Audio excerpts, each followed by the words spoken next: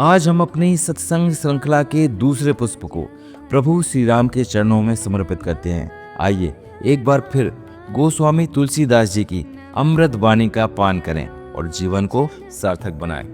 सीता राम चरण रति मोरे, अनुदिन बढ़ूं अनुग्रह तोरे। हे प्रभु, मैं प्रार्थना करता हूँ कि आपके अनुग्रह, आपकी कृपा से सीता और राम के चरणों में मेरी प्रीति दिन प्रतिदिन बढ़ती रहे। यही जीवन की सबसे बड़ी उपलब्धि हो। संत तुलसीदास जी ने जीवन के दो सबसे बड़े सिद्धांतों को एक ही चौपाई में बताया है। एक है परम धर्म और दूसरा है परम पाप। आइए इन दोनों पर विचार करें। परहित सरस धर्म नहीं भाई, पर पीड़ा सम नहीं अधिमाई। हे भाई, दूसरों की भलाई परोपकार के समान कोई धर्म नहीं है और दूसरों को दुख पहुंचाने, पीड़ा देने के समान कोई नीचता या पाप नहीं है। परोपकार ही मानव जीवन का सार है। हम ईश्वर को मंदिरों और तीर्थों में खोजते हैं, लेकिन वह तो हमारे भीतर ही विराजमान है। रामचरितमानस में भगवान शिव माता पार्वती को यह गूढ़ रहस्य बताते हैं कि भगवान कहाँ निवास करते हैं। राम भगत जग चारि प्रकारा, सुकृति चार्यो अनघ उदारा। जो मनुष्य कपट छोड़कर दीनता से भरकर मेरी भक्ति करता है, मैं उसके हृदय में सदा निवास करता हूँ।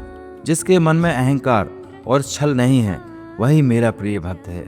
भगवान राम को कौन सा स्वभाव सबसे प्रिय है? ना तो बहुत अधिक ज्ञान, ना ही बड़ा तप, बल्कि सरलता और निर्मलता।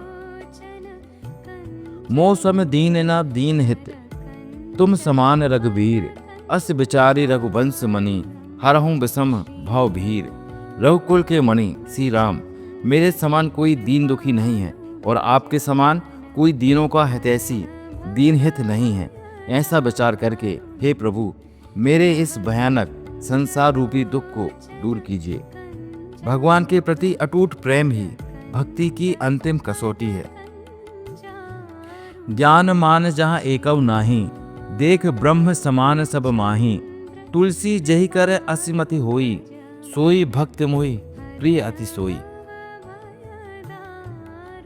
जिसके मन में ज्ञान का थोड़ा भी अभिमान नहीं है और जो सबके भीतर ब्रह्म ईश्वर को समान रूप से देखता है, तुलसीदास जी कहते हैं कि जिसकी ऐसी बुद्धि होती है, वही भक्त मुझे राम को सबसे अधिक प्रिय है।